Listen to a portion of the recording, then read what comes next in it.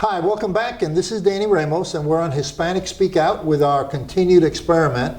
We are producing shows on a YouTube channel, which we also broadcast on Spectrum Cable once a week. We're on Spectrum Cable every Tuesday night at 9:30 p.m. with this show. But we decided to extend our broadcast capability and be on YouTube with our show Monday through Friday, every single day of the week, and talk about issues that are very current. But we're two Puerto Ricans here, Jose Miranda and I'm a New Yorican. Were you born in Puerto Rico, Jose? No. You sure? Because I know that you might forget sometimes. So he says he remembers that he was not born in Puerto Rico, so he's New Yorican too, probably from the Bronx. You know, I'm from Brooklyn. But we're broadcasting the show every Monday, Tuesday, Wednesday, Thursday, Friday. And we want to do that in order to create a footprint about issues that affect our community and your community. We have a Puerto Rican point of view sometimes because of our cultural backgrounds and where we come from. So I think that this experiment is now in its first week, and we're going to continue with it. So we pick subjects every day that are in the news, and then Jose and I, discuss it and see what we come up with that might be a little bit different. Yesterday, we talked a lot about military bases and eliminating the names and statues of Confederacy soldiers off of military bases. And we drew the analogy that the Confederacy and Robert E. Lee wanted to destroy the United States.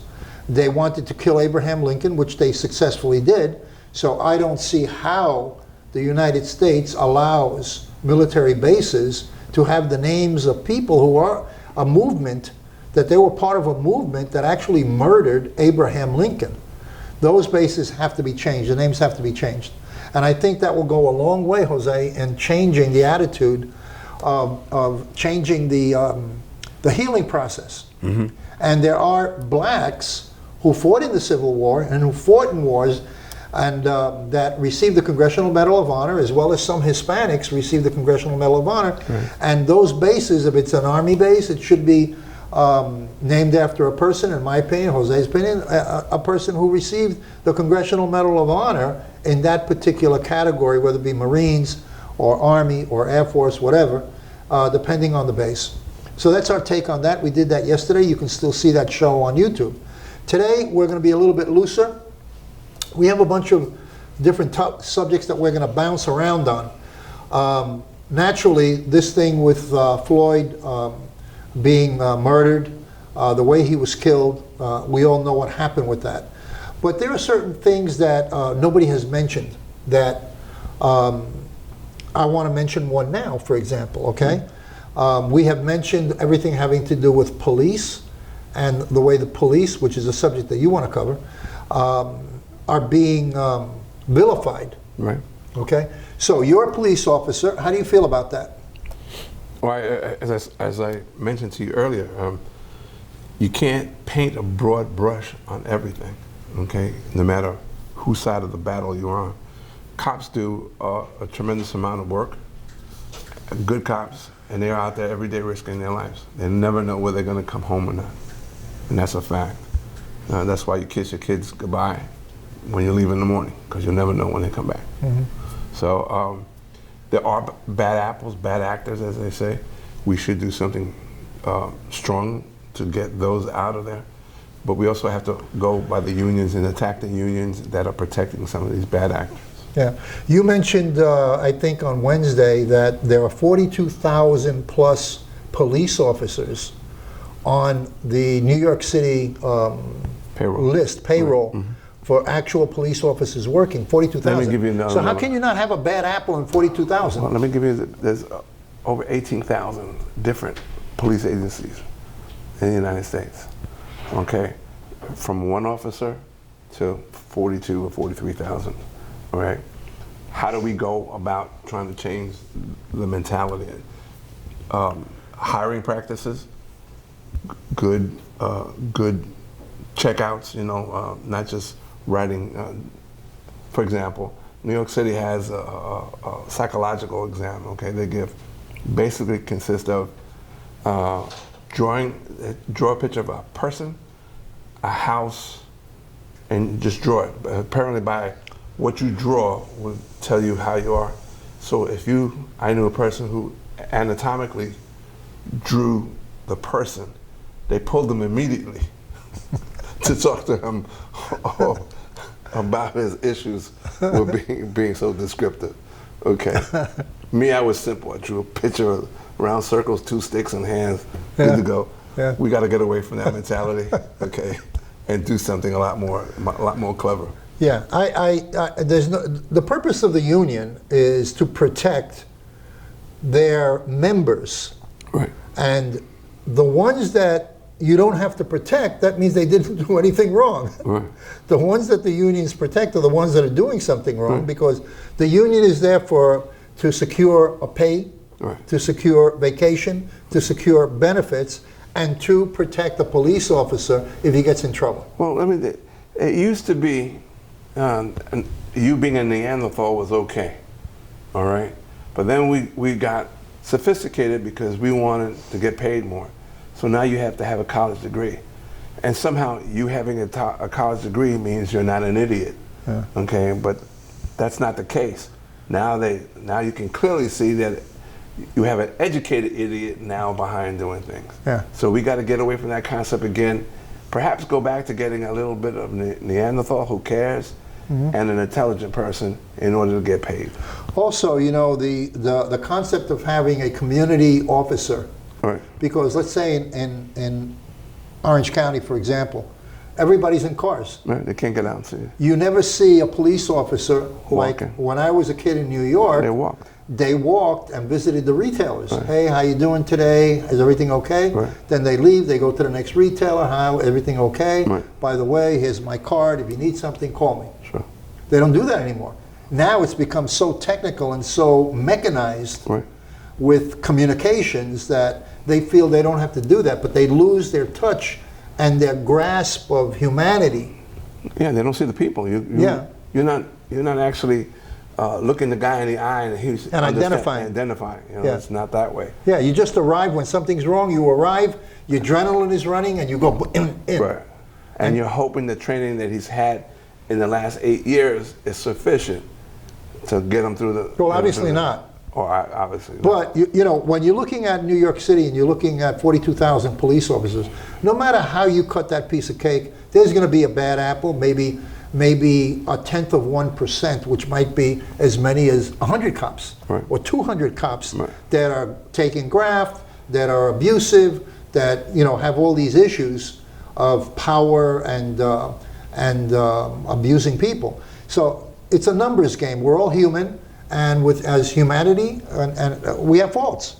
And police officers are not perfect. They're going to have faults. The right. question is how, if you can get the bad apples out, who have aggression problems, who have problems of race, who have problems of physical abuse at home with their wives, how do you filter them out? And that's a process that we have to go through, because 99.999% of all these cops are perfect. They're good human beings. They have families. They're just like you. But that one guy who does something like this guy did to that killed Floyd, that one guy destroys the credibility of a million police officers. The thing is, when you become a cop, there's certain things you have to give up.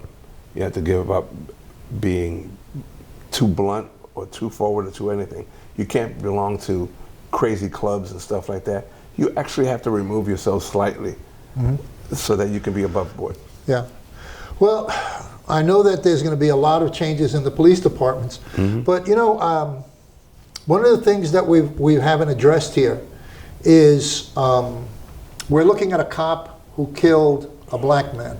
What about the abhorrent amount of black-on-black crime in Chicago, right. where blacks are killing blacks, black people are killing black people at over 500 people a year in homicide murder in Chicago, with gun violence, with knife violence, and that has never come up once in these hearings. It hasn't come up once, and that's a social problem that's about as basic to the safety of the community that you can get. You get an entire city like Chicago, yeah. and people are killing each other openly, and there's no and there are gun laws. You can't have a gun in Chicago. And most of these murders are happening with guns. Yeah, there is. You know, so Part of the problem there is not just policing, but as you said, social issues and stuff like that. Plus, it's only happening in one section of the town. So sometimes the ideology could be, as long as it's on that side of town, it's all good. It shouldn't be good, all right? It shouldn't be good. As we brought in extra people to handle crowds and stuff, I think that's something that we should look at as well. Mm-hmm. Because we already tried the please, thank you, and here's an extra quarter, let's not try to do that. Mm-hmm. And we try to educate them, and still that's not getting it as well. So we've got to come up with something else. yeah, yeah. So I think that, you know, while this has never come up in any of the discussions about violence on black people, one of the major issues of violence on black people is the homicide rate of violence of blacks against blacks. And that has to come up, and it's part of the social fabric of a community, and you got to go deep, deep down in order to solve that problem. Yeah. But nobody has addressed it. And I'm just bringing it up as a reference point because nobody Nobody has an answer. Nobody has an answer. Nobody has has an addressed it because they're afraid they're going to get into a quagmire of trying to look for an answer that's not there. It would take a generation to change that. And you're not going to please everybody in your No, answers. you're going to, and whatever answer you throw out, you're going to be criticized. Yes, You know, exactly. like we may be criticized for bringing it up right here on the show. Yeah. You know, that we how dare us say, you know, black on black, 500 people are killing each other every year. You're right, the numbers are there. And look, and that's not limited. I mean, that happens in the Puerto Rican community where you have crime, Hispanic crime on Hispanic crime. So those are social issues which have to be addressed. The other thing that we talked about briefly, because we only have a couple of minutes left, I said, well, you know, look at all of this violence going on in the black community where there are looters, there are fires being set, and on camera there was a lot of people caught that were not black who were torching buildings and doing violence, and they weren't black people. And so I asked myself, where is Obama in all of this? And then the answer was that unlike Martin Luther King, where Martin Luther King went into the streets, you know, and in the end he got murdered. Right. In the end he was murdered for his leadership role. I can see Obama not getting involved in the streets because there are factions that would want him dead in order to create a race war. It would. I don't think necessarily it would help him being in the streets. He'd do better on where communication skills, where he could reach thousands of millions of people, as opposed to a handful of people. Yeah, and he wouldn't, you know, and again, his life would have been in danger if he tried to go in there himself. There's no question. I have no question that some idiot out there who's mentally disturbed would kill him with the idea of starting a race war in the United States. Let's not forget real quick. I know we have short on time. A lot of African Americans didn't like Obama either. Yeah. Some were under the impression that he was supposed to provide a basketball court in everybody's backyard. Yeah. Well, okay? Jesse Jackson was critical of him. Okay, and that's not the case. Okay. He's the first African American. Okay. What do you expect of him? Yeah. You know what? Let's do a show on Obama. Okay. Well, let's have that discussion. Okay. This is Danny Ramos on Hispanic Speak Out. We will see you on the next show on Monday on YouTube and on Tuesday on Spectrum Cable.